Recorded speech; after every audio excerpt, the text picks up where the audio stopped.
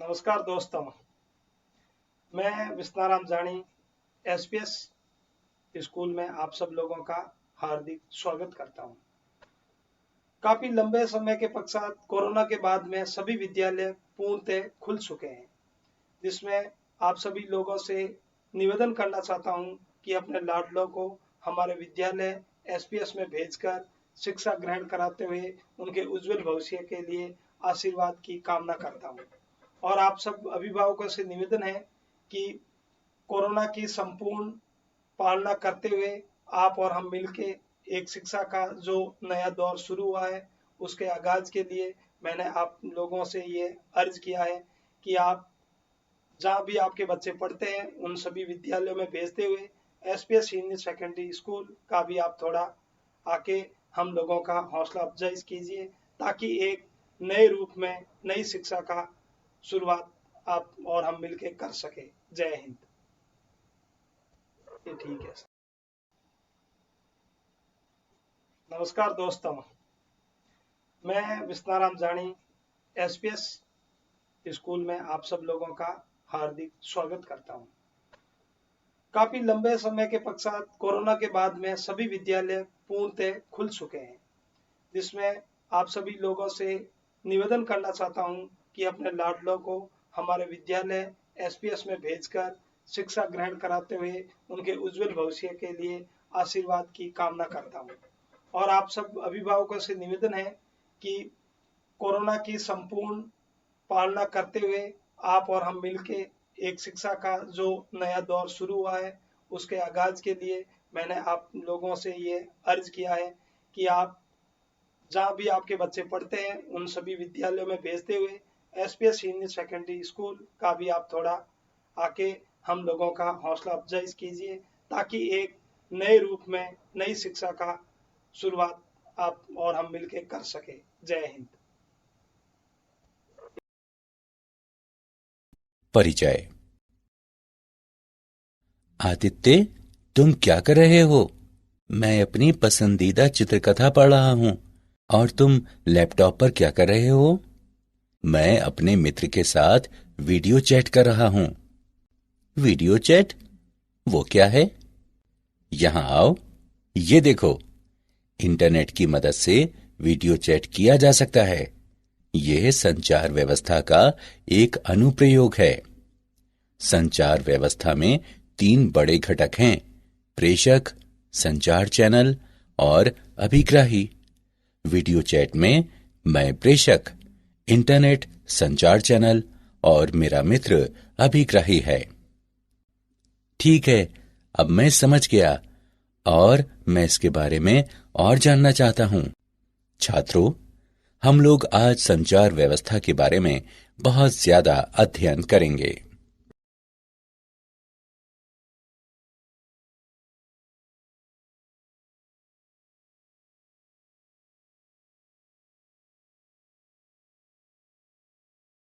उद्देश्य। इस पाठ के अंत में आप निम्न करने में सक्षम हो जाएंगे: संचार व्यवस्था के अवयवों को जानना, मौलिक शब्दावलियों का वर्णन करना, सिग्नलों की बैंडविड्थ का वर्णन करना, प्रेषण माध्यम की बैंडविड्थ को समझना, विद्युत चुंबकीय तरंगों के संचरण का वर्णन करना, मॉडुलन और इसकी आवश्यकता को जानना, आयाम मॉडुलन का वर्णन करना और आयाम मॉडुलित तरंग के उत्पादन और संसूचन का विश्लेषण करना।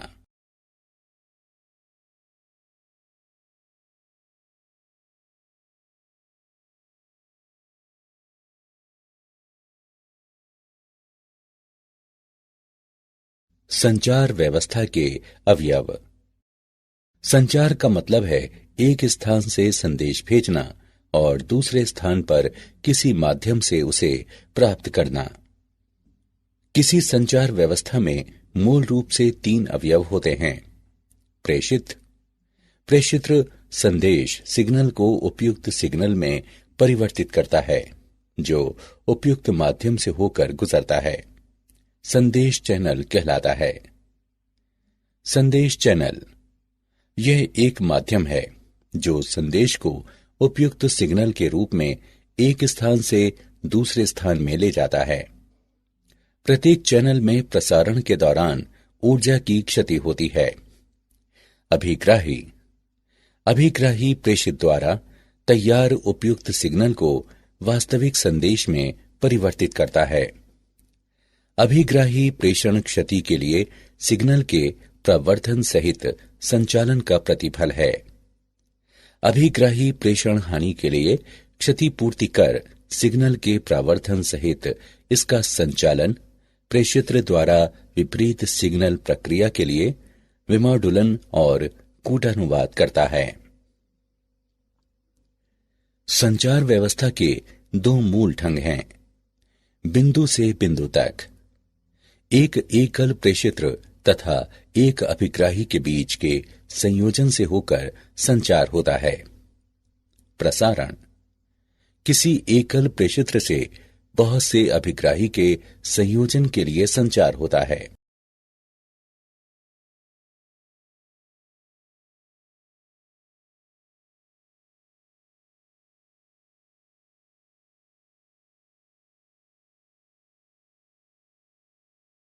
मूल शब्दावलियां। ट्रांसड्यूसर ट्रांसड्यूसर एक यंत्र है जो ऊर्जा को एक स्वरूप से दूसरे स्वरूप में परिवर्तित करता है। संचार व्यवस्था में आमतौर पर प्रेषित्र के निर्गत वाक पर विद्युतीय सिग्नल में संदेश सिग्नल के अनुरूप परिवर्तन और फिर अभिग्राही के निर्गत वाक विद्युत सिग्नल से संदेश सिग्नल में रूपांतरण की मांग रहती है। सिग्नल प्रेषण के लिए विद्युतीय या प्रकाशिकी स्वरूप में से जिसमें भी उपयुक्त हो सूचना का रूपांतरण सिग्नल कहलाता है। सिग्नल अनुरूप अथवा अंकीय हो सकते हैं। रव वो अवांछनीय सिग्नल जो संचार व्यवस्था में प्रेषण तथा संदेश के अभिग्रहण सिग्नल में विक्षोभ का प्रयास करते हैं रव कहलाते हैं। क्षीणता किसी माध्यम से संचरण के समय सिग्नल की प्रबलता में क्षति को क्षीणता कहते हैं। प्रवर्धन किसी इलेक्ट्रॉनिक परिपथ के उपयोग द्वारा सिग्नल की क्षमता बढ़ाने वाली प्रक्रिया प्रवर्धन कहलाती है। संचार चैनल में क्षीणता के कारण होने वाले क्षय की क्षतिपूर्ति के लिए प्रवर्धन आवश्यक है।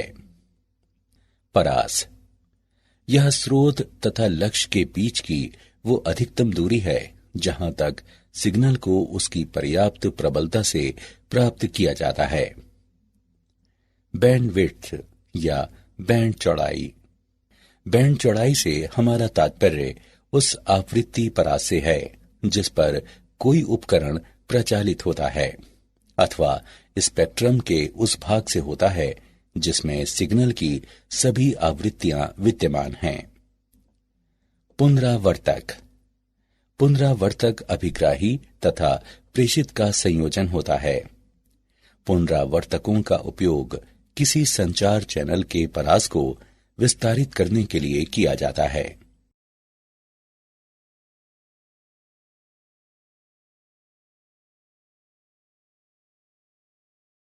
सिग्नल की बैंड चौड़ाई बैंड चौड़ाई आवृत्तियों का परास है जो आवाज की सूचना को ले जाता है। शून्य बैंड चौड़ाई के सिग्नल की सूचना शून्य होती है। अधिक सूचना के सिग्नल के लिए अधिक बैंड चौड़ाई की जरूरत होती है। एक सिग्नल की बैंड चौड़ाई बी है जिसमें आवृत्तियों का परास है। बी बराबर डेल्टा एफ बराबर F2 माइनस F1 जहां F2 उच्च और F1 निम्न सार्थक आवृत्ति का सिग्नल है। उदाहरण के लिए दूरभाषवाणी सिग्नल की बैंड चौड़ाई जहां B बराबर 3 किलोहर्ट्ज, F2 बराबर 3 किलोहर्ट्ज और F1 बराबर 0 है। सूचना के स्रोत द्वारा आधार बैंड सिग्नल उत्पन्न होते हैं। प्रेषण के उद्देश्य से मॉड्यूलन प्रक्रिया द्वारा आधार बैंड सिग्नल को उच्च आवृत्ति में रखा जाता है, तब ये पास बैंड कहलाता है। प्रेषण माध्यम की बैंड चौड़ाई प्रेषण चैनल 3 प्रकार के होते हैं। तार। व्यापक रूप से इस्तेमाल किया हुआ तार माध्यम समाक्षीय केबल है।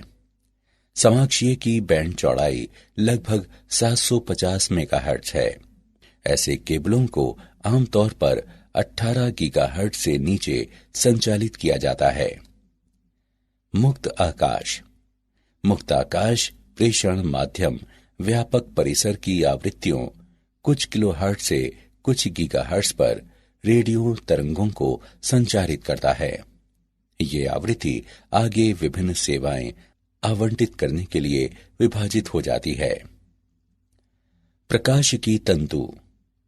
किसी प्रकाश की तंतु की आवृत्ति परिसर 1 टेराहर्ट्ज से 100 टेराहर्ट्ज है। ये 100 गीगाहर्ट्ज से अधिक बैंड चौड़ाई प्रदान करता है।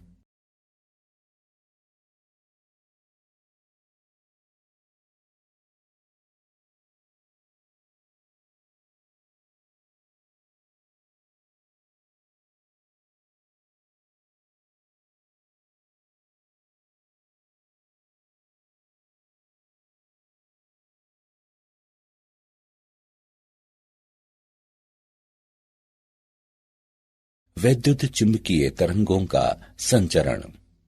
पृथ्वी का वायुमंडल गैसीय परका रोमांचक परास प्रस्तुत करता है, जिसमें वैद्युत चुंबकीय तरंगों को विभिन्न आवृत्तियों में विभिन्न मार्गों पर संचरित करता है।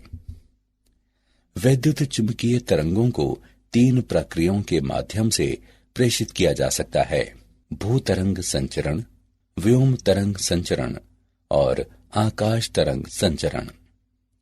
भूतरंग संचरण। ये एंटीना द्वारा विकिरित तरंगे हैं जो भूसतह के साथ समानांतर या निम्न कोणों पर गमन करते हैं।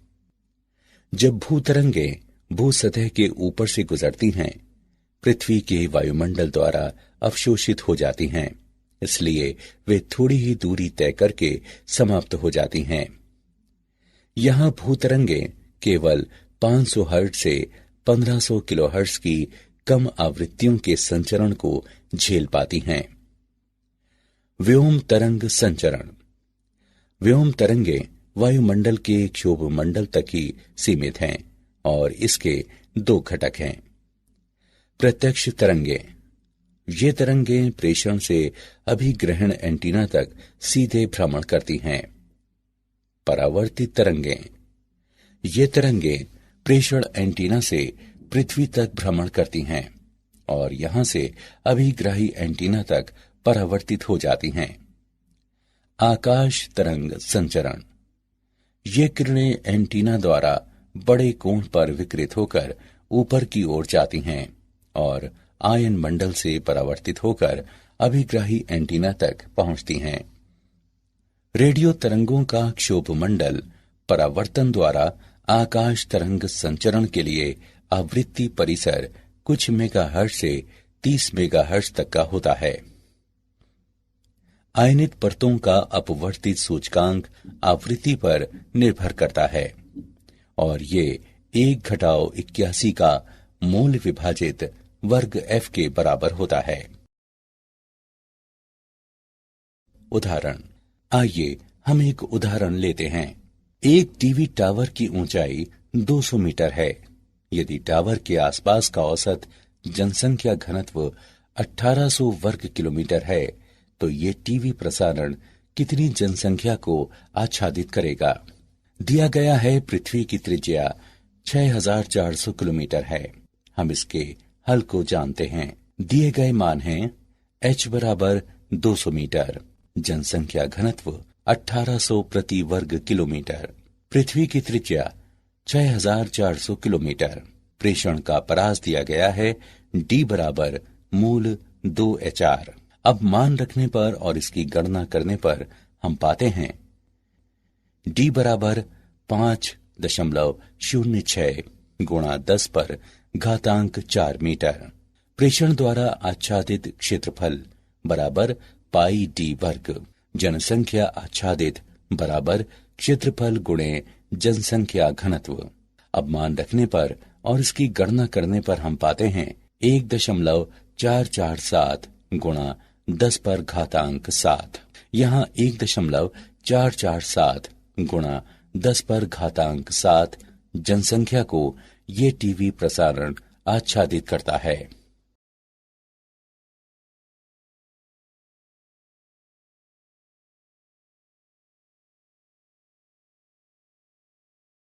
मॉडुलन और इसकी आवश्यकता।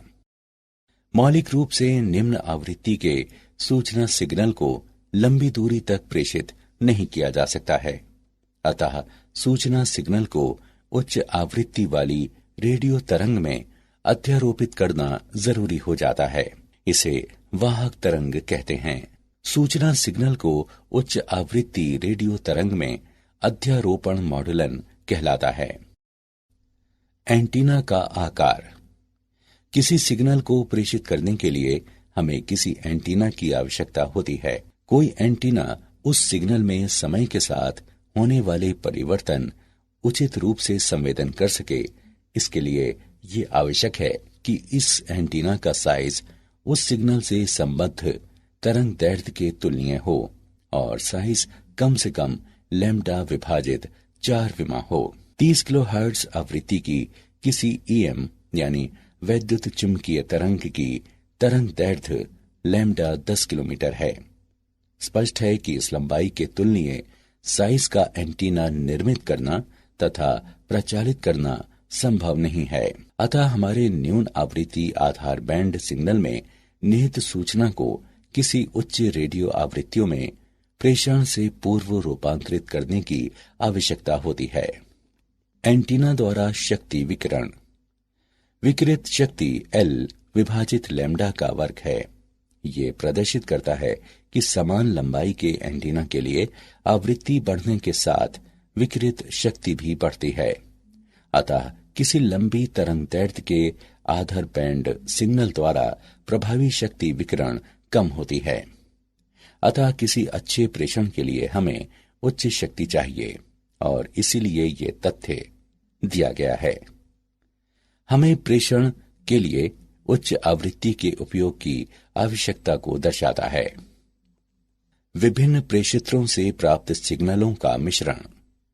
यदि कई प्रेषित्र एक साथ आधार बैंड सिग्नलों का प्रेषण करते हैं तो उन्हें अलग करना मुश्किल हो जाता है। अतः प्रेषण से पहले मूल निम्न आवृत्ति आधार बैंड सिग्नल को उच्च आवृत्ति तरंग में रूपांतरित करने की आवश्यकता होती है, ताकि रूपांतरित सिग्नल में उन सभी सूचनाओं का समावेश हो जो मूल सिग्नल में समाहित थी। एक ज्या वक्रीय वाहक तरंग को इस प्रकार प्रस्तुत किया जा सकता है। CT बराबर AC साइन ओमेगा CT जमा 5।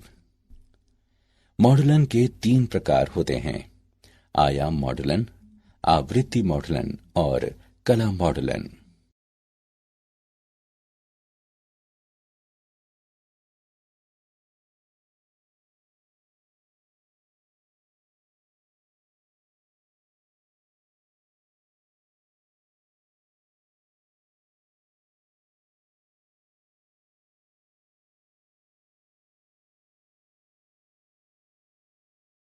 आयाम मॉडुलन। हम विचार करें, वाहक तरंग और मॉडुलन तरंग निम्न द्वारा प्रस्तुत किए जाते हैं। VCT बराबर VC sine omega CT, VMT बराबर VM साइन ओमेगा MT। जब एक वाहक का मॉडुलित आयाम है, तत्क्षण मॉडुलन वोल्टेज VM वाहक आयाम VC पर आरोपित होता है। जब मॉडुलन वर्तमान रहता है, तब वाहक का आयाम इसके तत्क्षण मान पर निर्भर करता है।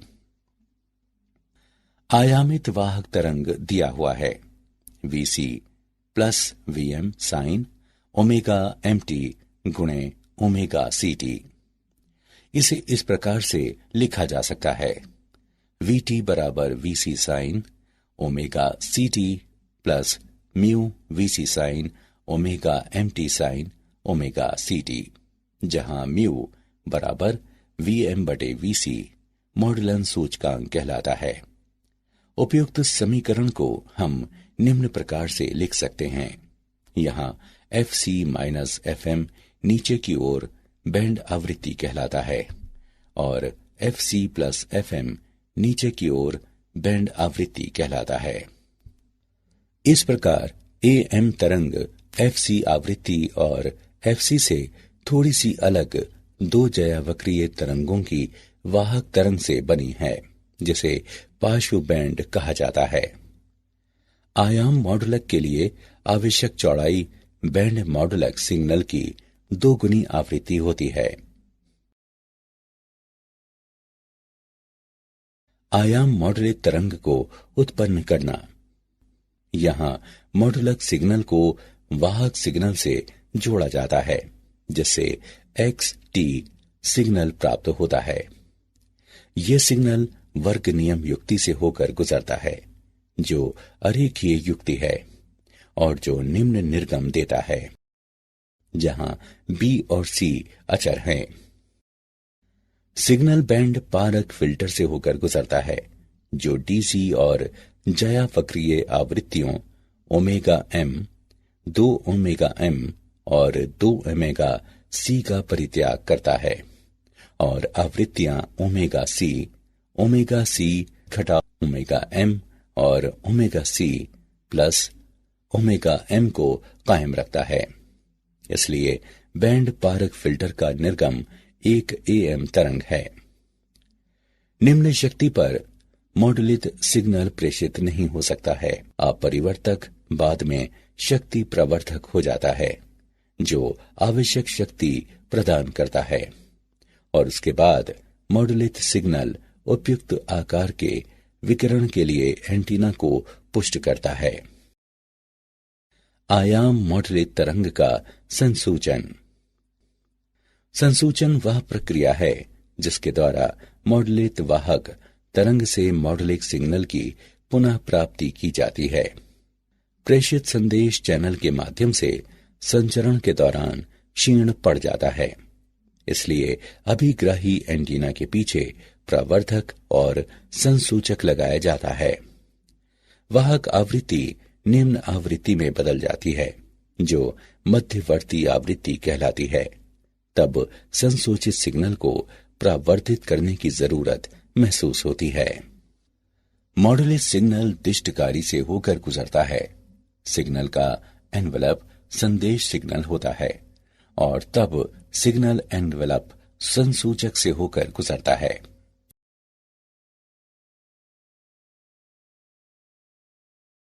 क्या आप जानते हैं, कूट लेखक वैद्युत सिग्नल को इसके प्रेषण से पहले कूट में बदल देता है। ये बेहतर सुरक्षा प्रदान करता है। एक द्वैध संचार व्यवस्था ऐसी प्रणाली है जो 2 युक्तियों से जुड़ी होती है और वे दोनों दिशाओं में एक दूसरे से संवाद का संचरण कर सकती हैं।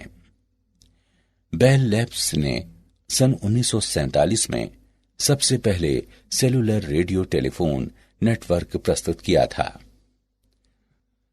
वर्ष 1994 में अमेरिकी सरकार ने इंटरनेट पर नियंत्रण किया था और संचार में गति प्रदान करने के लिए WWW की उत्पत्ति हुई थी।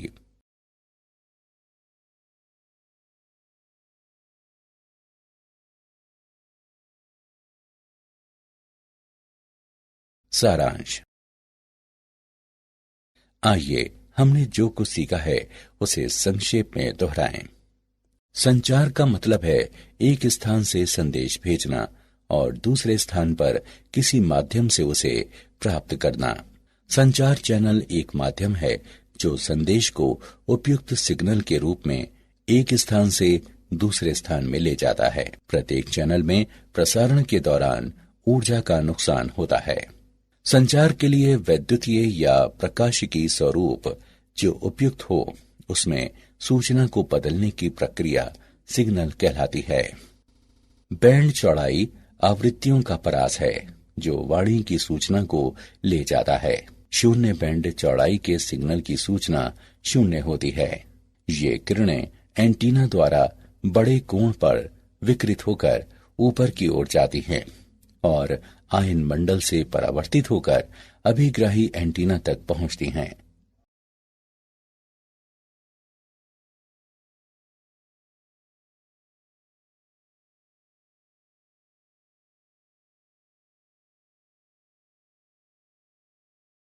सूचना सिग्नल का उच्च आवृत्ति रेडियो तरंग में अध्यारोपण मॉड्यूलन कहलाता है।